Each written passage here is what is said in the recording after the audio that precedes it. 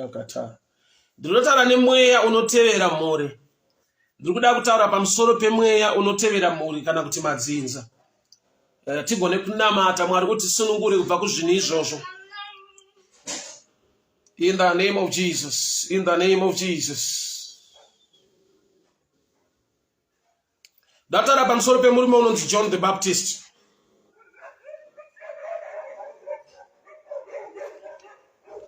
Mark chapter 6 inotaura pamusoro pekudamburwa musoro kwa Johani. Mark chapter 6. Father, in the name of Jesus, help me to explain the scripture with deeper understanding and revelation. In the name that is above every name. In the mighty name of Jesus Christ of Nazareth. Amen and amen. Makata yandere boshia katala boshia kandere boshukirianda. Mark chapter 6 verse 27. And immediately the king sent an executioner and commanded his head to be brought. And he went and beheaded him in prison and brought his head in a plate and gave it to the damsel, and the damsel gave it to her mother. And the disciples heard of it. They came and took up his corpse and laid it in the tomb. John the Baptist, he died a painful death. He was beheaded. Wakadamburwa musoro. Chikonzero kune mwana pakaitika mafaro mabiko kwa Herod pa birthday rake. Herod mwana ndokubva atamba. Herod ndokubva abvunza kuti chii chaungada mwana kuti ndikuitire. Mwana ndokubva ati ndinoda musoro wa Johani. Why the head? Ende munamato wako munamato wangu mazuvano ndewekuti not my head. Padotora panyaya yemusoro. Musoro, it means the most powerful thing of everything. Chinhu chakanyanya kukosha pamusoro pezvese chinorepresentwa nemusoro. The head represents kukosha, musoro wechinhu. Okay, I'll give you an example. Treni kuti ifambe inenge ine chimusoro chinodhonza. Demo kuti riteme kune unonzi musoro wedemo. Uri very sharp unotema. Munhu pfungwa dzake chinodrive munhu is the power of knowledge or the power of mind. So musoro wa Johani, the devil is after John's head. Why? Because John is the only prophet who showed people Jesus. Some, they were prophesying the coming of Jesus. But whilst John was standing in Jordan River, paakaona Jesu achiuya, akati iro ndiro gwayana rinobvisa zvivi zvenyika. The Lamb of God that taketh away sin. So Herod represents a demonic system. Risingade kuti vanhu vagone kuratidzwa pane ruponeso. Risingade kuti vanhu vagone kuratidzwa the head of the church. Kebadayande neboshiaka. Ndinzwe bururu. John the Baptist akadamburwa musoro nechikonzero chekuti he is a prophet. Ari kuratidza vanhu chakabva kumusoro kudenga anova Jesu. Ari kuratidza vanhu the head of the church. We are the body of Christ and Jesus is the head. So which means kereke church muno. Church yanga isina musoro waingova mutumbi. Saka Jesu paari kuuya ndo pane kuzadzikiswa kwemusoro wekereke. So Johani ndokubva ava nerevelation yekumusoro. Nokuti paakabhabhatidza Jesu denga rakakonfema kuti this is my beloved son. Uyu ndiye mwanakomana wangu wandinodisa. Mutererei. So John knows any confirmation yedenga. And Jesu asati apinda mumvura. Johani by revelation anoti iri ndiro gwayana rinobvisa zvivi zvenyika. So John paari kuona Jesu ari kuona musoro. Saka Johani haarambe ari iye musoro to the church. nekuda kwakuti the original head rauya. Iye ndiye muperekedzi pamuchato. Jesu ndicho chikomba chinofanirwa kuchata. Saka muperekedzi unofanirwa kudzoka kumashure kuti chikomba chive pamusoro kana pamberi pezvese. So John now, mweya uri kumutevera number 1 is the spirit yai operator life make. Bible rangu rinoti John came in the spirit of Elijah. That's why even his dressing, white faker, Sir Elijah, a camel skin and a leather belt. Ukastarisa buku ya 1 Kings chapter 1, unonzwa kuti mambo Ahazia atuma vanhu achirwara kuti endai munondibvunzirawo kuna Beuzaba. Vakasangana vanhu vakatuma vakasangana na Elijah. Pavakadzoka vakaudza mambo tine murume atasangana naye zvikanzi akaita sei. Pavakataura the dressing ndovati hakuna mumwe kunze kwaElijah. So John the Baptist came in the spirit of Elijah. To an extent yekuti even his dressing, white dresser like Elijah. So Elijah une nyaya yaakabva panyika achienda kudenga yanga iri pending. Yekuti kudi nyaya Elijah ndeyekuti mukadzi kunonzi Jezebel. Mukadzi wamambo Ahabu Jezebel. Pakaurayiwa vaprofita vaBhaari. Akati aiswe ndinobheja kuti harisi kuzovira ndisina kudambura musoro wa Elijah. So Elijah's head was on demand ku palace nemukadzi. So the same spirit yakabata mukadzi wamambo Herod. Ndobva afurira mwana kuti kana une chawanzi unoda mwanangu kumbira musoro wa Johani. So the head of John wagara uri pa demand ku palace, wagara uri pa demand. So there came John the Baptist in the spirit of Elijah. So number 1 pane mweya uri kumutevera. Number 2 there is a revelation concerning the head ine chekuita na iye. So John the Baptist ndiye muprofita unonongedzera vanhu kuti Jesu uyu ndiye gwayana rinobvisa zvinhu zvenyika. John the Baptist ndiye unonongedzera vanhu to the head of the church. Saka iye aimbobvunzwa kuti ndiwe here atimirire umwe? Haasiriye. So uratidza kuti haasiriye. Musoro chaiwo kana wauya, musoro usiriwo unogona kubviswa. So number 1, it was on a positive side for John to lose the head, so that the church can see that he is not the head. Saka uchiona challenge yatinayo nhasi, people I respect and love prophets, but the prophetic is not the head in the things of the kingdom of God. Vanhu vanoda kuprofitwa, tinoda kuprofitwa, chipo chekuprofita chirimo mubody of Christ. But John the Baptist paanogurwa musoro, Jesu achisara on the scene, ipicture yekuti musoro wekereke is the word, for Jesus is the word. Prophecy is good, but chiripa musoro pezvese is the word of God. That's why shoko richiti zvese zvichapfuura, asi shoko rangu rinogara nekusingaperi. So the church must learn to value the word more than anything else. The church must learn to value the word of God more than anything else. Why? Because the word is Jesus. Jesus is the head. So toda kubvisa chiprofita pamusoro, togadzika shoko raMwari pamusoro. John is a prophet. Unodamburwa musoro nokuti Jesu wava panzvimbo. Jesu ndiye anonzi pamuchinjikwa, haana kana pfupa rake kana bhonzo rake rakabviswa paari.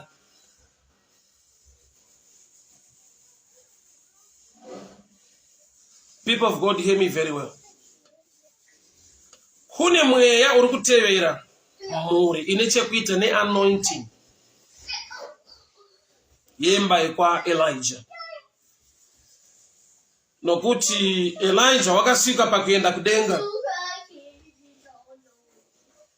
Panyika pane munhu ari kuda kudambura musoro wake, aiva mukadzi wamambo ainzi Jezebel, mukadzi wamambo Ahabu. So the same spirit ya Jezebel ndo yakabata pane mukadzi wokwa Herod. So pakaitwa mabiko pati mwanasikana ndokubva atamba, baba ndokubva amubvunza kuti chicha unoda mwanangu ndikuitire ndikupe, ndafara nekutamba kwako. Mwana ndokubva anobvunza amai, Amai avasiriwo vatamba. Asi amai vagara vane reward yavanoda kuti vapuwe. So mistake neera yemwanasikana ndeyekundotsvaka kuna amai vane chigumbu naJohani. Amai vane chigumbu naJohani. Nokuti Johani wanga wabata watsiura nyaya yaitwa naHerodhi, upombwe waitwa naHerodhi. So mukadzi uyu haasi kufarira Johani. So mwanasikana paanongobvunza amai vake vanoti taura kuti ndinoda musoro waJohani. Haasi musikana ari kuda musoro waJohani. Kuna amai vari kuda musoro waJohani. Kune vanhu vasiriwo vavengi muupenyu hwako, bari vari kutambiswa front nevavengi vako. Nekuda kwokuti vavengi vako havadi kuti uzvizive kuti vavengi vako, kana kuti they are after you. Saka uchiona nedzimwe nguva unoshaya kuti ndiani ari kukonzera zvinhu izvi. The devil is so cunning. Anoshandiswa kuiswa paforefront zvichida nditete ndibamuni ndisekuru ishamwari. Yet the real enemy haasi mwanasikana ari kuda musoro waJohani. Ndaamai vari kuda musoro waJohani. But havagoni kubuda pachena kuna baba kuti tipeiwo musoro waJohani. Vanotuma mwanasikana. Gona kuziva the real enemy. Toregere kunetsana nemwanasikana akatumwa namai vari kuda musoro waJohani. So John lost his head. So I'll give you these two revelations before we pray. Number one, he lost his head because he belonged to the family of Elijah. Bible or not, he came in the spirit of Elijah. He came in the spirit of Elijah. So the anointing upon him is to do with Elijah. Elijah wakaenda kudenga panyika paine demand kuti tinoda musoro waJohani. Arivire nhasi ndisina kudambura musoro waJohani after adambura misoro yevaprofita vaBhaari.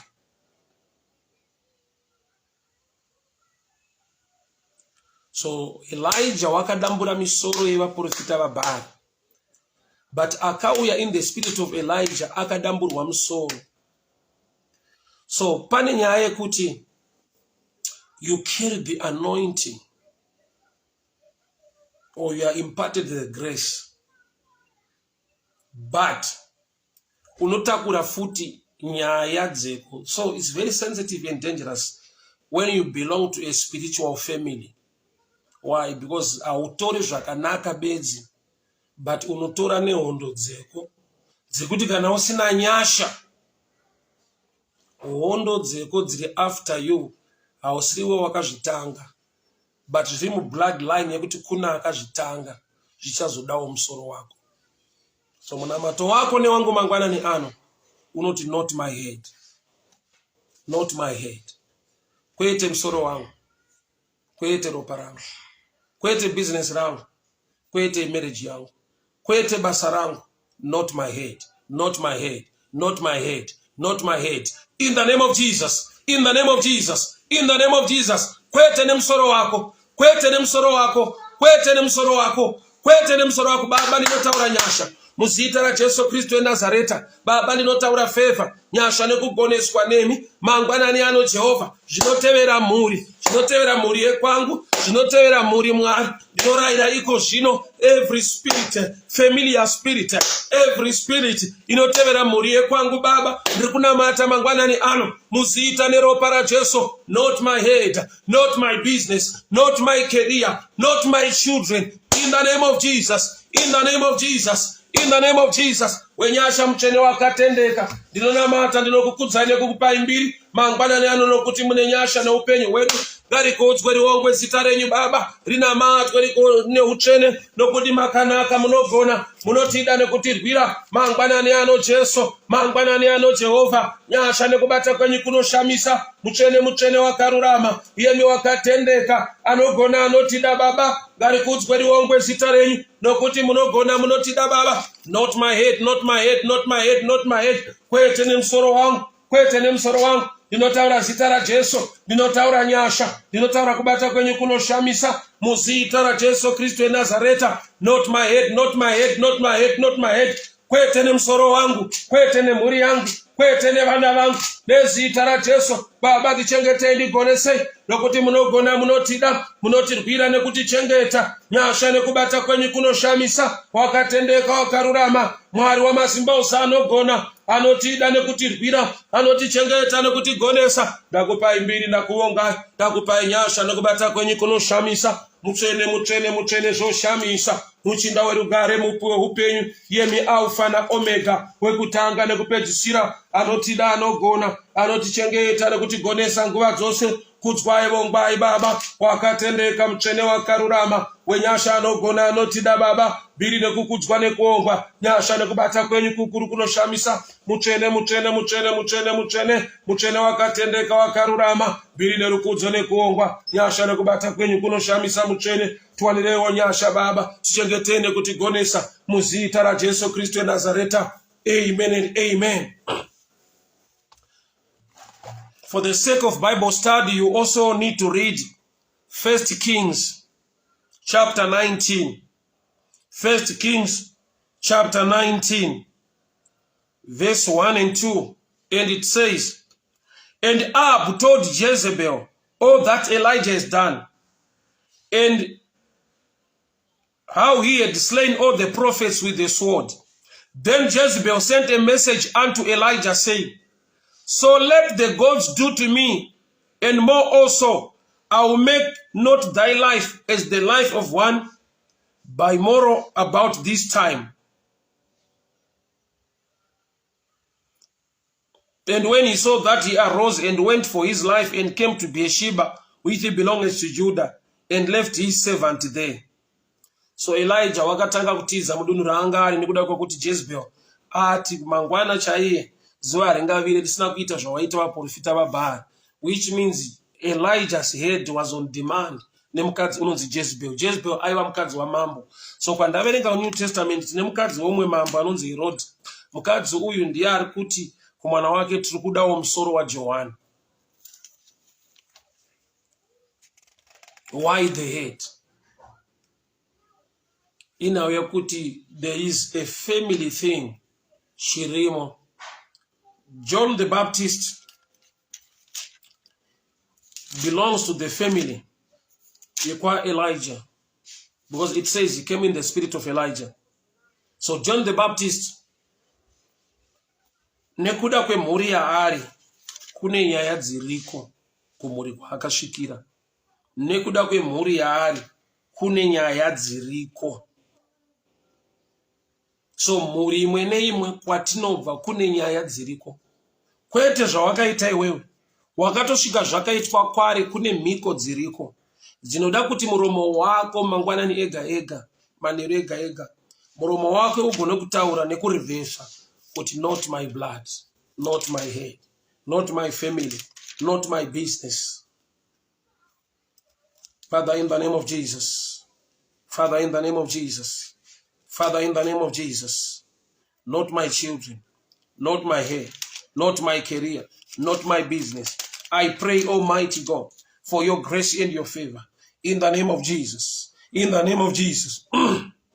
In the name of Jesus. In the name of Jesus. In the name of Jesus. Not my head, not my head, not my head, not my head, not my head. Mutsvene wakatendeka wenyasha wakarurama, mhuri yangu Baba ichengetwe nenyasha dzenyu. Mhuri yangu Baba ichengetwe nenyasha dzenyu. Ndanamata pamusoro pevana vangu Mwari. Ndanamata pamusoro pemarriage yangu Baba. Ndanamata pamusoro pemudzimai wangu Mwari. Not my marriage, not my wife, not my children, not my wife, not my children, not my wife, not my children, not my career, not my career. Every spirit inotevera yonganiso, every spirit inotevera inounza division mumhuri yekwangu Baba, ndinoramba nezita raJesu, ndinoramba nezita raJesu, ndinoramba nezita raJesu. Ndinotaura nyasha dzenyu kuchengetwa nekugoneswa nemi. Yemi wakatendeka, mutsvene wakarurama, Mwari wamasimba ose, anotida, anotirwira, anotichengeta nekutigonesa. Every plan of the enemy must be put to shame. Every negative voice be silenced in the name of Jesus, in the name of Jesus, in the name of Jesus. Baba ndirikunamata mangwanani ano, not my head, not my head, not my head, not my head, not my business, not my career, not my children. Kwete pamusoro pemhuri yangu, kwete pamusoro pewanano yangu, kwete pamusoro pebasa rangu, kwete pamusoro Mwari pezvese zvandinobata. Ndichengeteiwo nenyasha, ndirwireiwo ndigone vese mweya inotevera madzinza, mweya inotevera isingadi chakanaka mukati memhuri, every demonic spirit, every familiar spirit against my children, Father, I reject it, I reject it, I reject it in the name of Jesus, in the name of Jesus. Not my head, not my head, not my head, in the name of Jesus, in the name of Jesus, in the name of Jesus, in the name of Jesus. Baba ndiri kunamata, ndiri kutaura nyasha nekubata kwenyu kunoshamisa, mutsvene wakatendeka wakarurama, Mwari wenyasha anogona anotida Baba, kudzwai wongwai namatwai, nokuti munogona munotida munotirwira nekutichengeta, nyasha nekubata kwenyu kukuru kunoshamisa, wakatendeka mutsvene wenyasha anogona anotida wongwai kudzwai namatwai Baba, muzita raJesu Kristu weNazareta. Glory be to thy name forever, Lord, because you are worthy. Mighty God, mighty God, mighty God, mighty God, mighty God, mighty God. Rakatabo sharia mandelebo shiakata menta baradia sakabo jabaliga dayante kerebo shiande miketa yandolo boshiakata labasande karada boshianda riba baba baba sakiata kalada bosha renta bayadia katalabazande rebo shiakata labosa retete la boshiakata labosho koria mande rebosa. Makanaka muchene, makanaka muchene, makanaka muchene, makatendeka, makatendeka, makatendeka, makatendeka, makarurama, makarurama, munogona, munogona, munogona Baba, munotida nekutirwira nyasha nekubata kwenye kukuru kunoshamisa, muchene wakatendeka, wakarurama, Mwari wamasimba ose, ngari uongwe rikudzwe zita renyu, ngari namatwe ribatwe nehuchene, nokuti munotida Baba, nokuti munotirwira, nokuti munotichengeta nekutigonesa nyasha nekubata kwenye kukuru kunoshamisa muupenyu wedu, ngari wongwe rikudzwe zita renyu rinamatwe ribatwe neutsvene nokuti munotida munotichengeta nekutigonesa, mutsvene mutsvene mutsvene zvoshamisa, muchinda werugare mukuru weupenyu, imi Alpha imi Omega, the beginning and the end, the mighty one, the God of Israel. Rakatabo shalia mandiri bujalega basande mante baradia sakoba jalega daya soketere boshiakata reda bayandele bojalega bayandele bosukendiata riba baba kantela bojabalega daya sataya bande mente tela bojia dala bozia katala bosukeriama menta baradia katala babasia katele boshiakata rada bayandele bojia katala bosumeria mande menta baradia katala basande Boshiakata mante baradia sako bajaliga dalando robo sukerianda miketa koya de baliga daya soko bajahe menta baradia salekete baliga daya soko bojia mandiri busa makanaka muchene makanaka makatendeka inona mata ne upenyu wana wenyu Baba mangwanani ano not their heads not their heads not their heads kwete ne misoro yavo kwete ne misiro chinotevera dzinza Mwari chakuti kana akabata mari aina zvainotenga chinotevera chedzinza rekwake Mwari chakuti nyangwa akapinda muwanano agaremo chinotevera dzinza rekwake Mwari chakuti nyangwa akatenga chakanaka Baba chinongoparara chinotevera dzinza rekwake Mwari chinotevera dzinza rekwake ndinochiramba iko zvino chemhuri Baba chinotevera mhuri yekwake ndinorayira nezita raJesu vana venyu ngavachengetwe nenyasha vana venyu ngavarwirwe vagoneswe nogoti makatendeka makarurama munogona munotida nekutirwira nyasha nekugona nekubata kwenyu iyemi mutsvene wakatendeka wenyasha wakarurama ngarikudzwe riongwe zita renyu Baba nyasha dzenyu nekubata kwenyu kunoshamisa mutsvene mutsvene mutsvene mutsvene mutsvene mutsvene kudzwai wongwai namatwai remekedzwai Baba nokuti makanaka makatendeka. Toda tunzwe chini chimudikana. I'm talking about John the Baptist, the one who was beheaded akadamburwa musoro. Nyaya inakutangira pano Johani. Nyaya ndeyekuti Elijah paakanetsana naJezebel achidzokera achitiza anzi naJezebel ndinokudambura musoro sikuverenga kwandaita. I want also to read this for the sake of Bible study. Luke chapter 1 makatabosha. Luke chapter 1 verse 17. And he shall go before him in the spirit and the power of Elijah to turn the hearts of fathers to children. Angel Gabriel ukutaura pano na Zakaria kuti uchava nemwana unonzi John, but you will come in the spirit or in the anointing of Elijah. So John the Baptist, he came in the spirit of Elijah. Akauya ane mweya wa Elijah. So mweya wa Elijah wakaita kuti ave a prophet.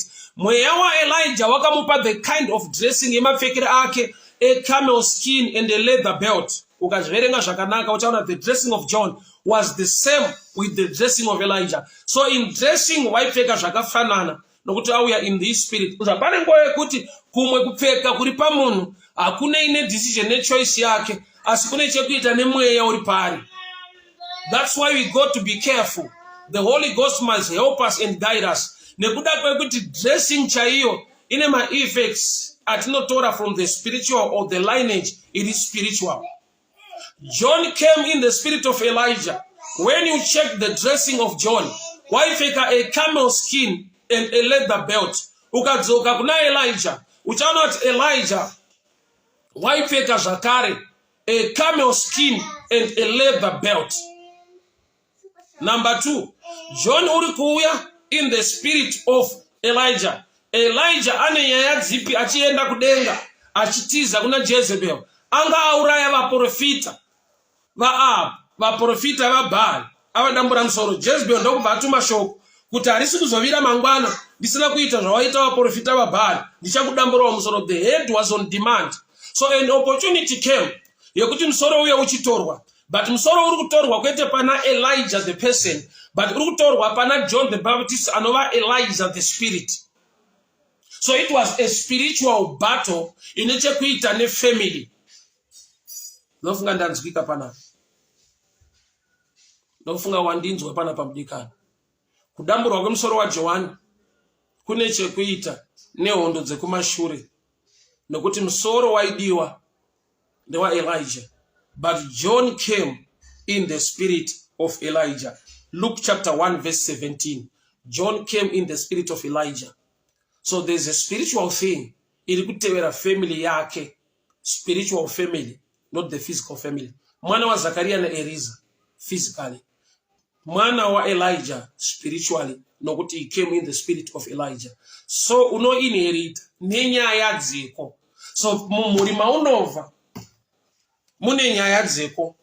Whether you like it or not, whether each choice cannot another a choice pamusoro pazvo, you have the power by the revelation of Christ Jesus to cancel that thing that follows your life.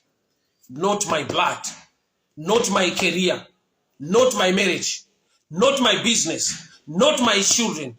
In the name of Jesus, in the name of Baba ndiri kucancela chemhuri yekwangu chinotevera dzinza neropa chisingade kubudirira, chisingade wanano, chisingade kubata basa rinoendeka. Nezita ra Jesu, nezita ra Jesu, nezita ra Jesu. Not my head, not my head, not my head, not my head, not my head, not my head.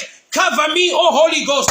Cover me, O Lord Jesus, by your grace, favor, protection and blessing. In the mighty name of Jesus, Baba ndataura a covering upon my children, a covering upon their heads. Nyasha dzenyu, nyasha dzenyu, nyasha dzenyu. Vana venyu Baba mangwanani ano. I cancel every spirit inotevera mhuri, every spirit isingade chakanaka, every spirit yekushandiswa yekuti nyangwa akashanda nesimba ana chaano achiva kana kubata muupenyu. Mweya wokushandiswa ndinouramba, mweya wemadzinza, mweya wokushandiswa nezita ra Jesu, mweya wokushandiswa ngauregere kubata muupenyu vana venyu. Zvavanobata ngazviendeke, masuo ngaazarurwe, not their heads, not their kwete nemisoro yavo, kwete nemusoro wangu. In the mighty name of Jesus.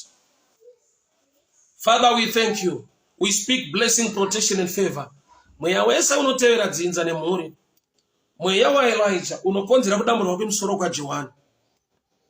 Not my head. Not my head. Not my head. Not my head. Not my head. Not my head. Not my head. In the name of Jesus. In the mighty name of Jesus. In the mighty name of Jesus. In the mighty name of Jesus. Dagadzika musoro wa Jesu pamusoro wangu. Nokuda kwakuti he is the head of the church. Father, in the name of Jesus. Kabadaya saka. Kabadaya sakata. Redebaya dalaboshi yakata. Let me show you another mystery. Why? Vakudambura musoro wa Johani now. Apasipo paberekwa Johana. Say spirit yacho yada kumanifesta now, later. Iye Johana ngakaberekwa kare. Apa angato munhu mukuru akutoita basa. Ari ku Jordan River. Uchaona kuti pakaberekwa John, he was 6 months ahead of Jesus. Nhumbu ya Eliza yanga ine 6 months already ahead in nhumbu ya Maria. Sister Deborah Marco, God bless you. Happy to see you, my sister. God bless you. God protect you. God favor you. Musoro wako uchengetwe, morizenji chichengetwe nestara Jesu. I want to show you the mystery of John Barnabas. John was born 6 months ahead of Jesus. 6 months ahead of Jesus. Which means John was 6 months older than Jesus. Nhumbu ya Eliza. Nhumbu ya Eliza. Yanga yatoni 6 months. Angel Gabriel ndiyaga zvitaura achiudza Maria. Kuti kana usiri kutenda zvandataura, enda kugomo reJudhea. Unoona Eliza ainzi abereki nokuti atova nepamwiri. So pakauya Herod atuma vanhu vake, mawise men aenda kuti endai munouraya vana vese vaberekwa. Bible rangu rinoti Matthew chapter 2. Pakaurayiwa vana vane 2 years and below, which means John the Baptist waita fall into the same category yevanhu vaifanirwa kufa. But John haana kunga avigwa, asina kuonekwa ndiJesu, anga asiri muzvipatara ari kumenja, zvakamupa protection. Ko John protection yake yakabva papi? Nekuda kwekuti ane chekuita naJesu uye nekuannounce Jesu kuvanhu kuti iri ndiro gwayana. Chakaprotecta John is Jesus. Samwe anobva abvunza kuti anozourawa sei Jesu aripo. John wapedza basa rake nezvaifanirwa kuita, so anofanirwa kubuda munzira. He is not the way, he is not the one. Iye akataura kuti kune ari kuuya shure kwangu, andigone kusunga tambo yebhutsu dzake. So he makes way for Jesus. I'll give you an example. Kana pachida kugadzirwa nzira, panouya bulldozer rinopaza zvimiti, kana paine kashuru rinoita flatten, kunonzi kugredha road. Panozoiswa tara road yambogredwa, panogredwa nechinhu chinonzi chigredha or chibulldozer kana chikatapila. Kana pane tara, that same thing achitenderwe kutsika patara, chinotakurwa mugonyeti, kunotoiswa mucheka mutsvuku kunzi abnormal load. The picture of John. He is the one who prepares the way for the Lord. Kana the Lord vavapo, John afana unge ari mu picture. Why? Because unogona kuunza division mumaonere evanhu nemafungire evanhu. Why? Because people believed in John so much. So John must let people go to Jesus.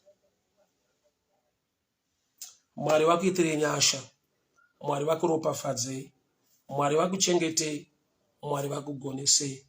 Urambe nemusoro wako, urambe nemusoro wevana vako. Paunonamata usakanganwa kuti Mwari, not my head. Kwete nemisoro yevana vangu. Zviriko mudzinza mumisha yatinobva, zvinotevera mumwe nemumwe, zvimwe zvausingazive, zvausinobvira wanzwa, hakuna akakuudza, asi zviriko. Zvinoda kurambwa, wakatsika mukutenda muna Kristu Jesu. Not my head, not my business, not my career, not my family. In the mighty name of Jesus. Amen. God bless you, amadzangu. We meet again tomorrow. Same time, same platform. Bye-bye. Isaac Nyoni, how are you doing, my brother? How are you doing? May the good Lord bless you. May the good Lord favor you. Happy to see you online. My Mukusha, God bless you. Talent Maziva, God bless you. Kanet Mavudzi, God bless you. Lo Mukutirwa, God bless you. People of God, I'm happy to see you. Felicitas Chitando, Obey Muringani, Dokas Lato. May the favor of the Lord be upon your life. My Shalom Mackenzie, God bless you. Felicitas Chitando, Vimbaina Shedewa, God bless you. My Mukusha, Junior Murewa, God bless you. Talent Mavunga, God bless you. Dokas Lato, God bless you. Baba Brian Mafua, Brian Hotspot Mafua, thank you so much. God bless you, God bless you, God bless you, God bless you, God bless you. I also give you an opportunity yokuti ugone kutenga data for the broadcast. Segere kuita madeza atinoshota nekujamba nekuda kweishiye data. So you can just talk to me, or you can send Maria data on this platform. It's good. If the word blesses you, if the program blesses your life, it's good to be a partaker of the same grace. So I open this door and give you this understanding. I accept your donation or your giving towards the broadcast of this program. Kuti tive nayo on daily basis. There are people who are sacrificing. It's from the heart. I see church, our money kids. I'm getting blessed. It's good to be a partaker of the same family. So you can also take an opportunity to send airtime, if you can buy airtime, or to send the money for airtime, so we can continue to have daily devotion, prayer sessions, and the piece of scripture on each and every day. May the good Lord bless you. May the good Lord favor you. May the good Lord protect you. May the favor of the Lord be upon your life. Sister Deborah Marco, thank you so much for your offering. Thank you so much for the airtime. She's the one who supports us by my daily devotion broadcast. Sister Deborah Marco from Cape Town. Mwariwa kitire nyasha. Dinona mata pa msoro family yenyu. Dinona mata pa msoro basa la munobata. Dinona mata pa msoro zvingatevera tinzare kwako. Mwanasikana chengetwa. Not your head. Not your head. In the mighty name of Jesus. Amen and amen. God bless you. God bless you. Bye-bye. Join me tomorrow by God's grace. Amen. So you can talk to me. Inbox. My number is 0772 914 701. 0772 914 701 for your airtime. So we continue to broadcast each and every day, sharing the word and praying with each other. In Jesus' name, amen. Bye-bye.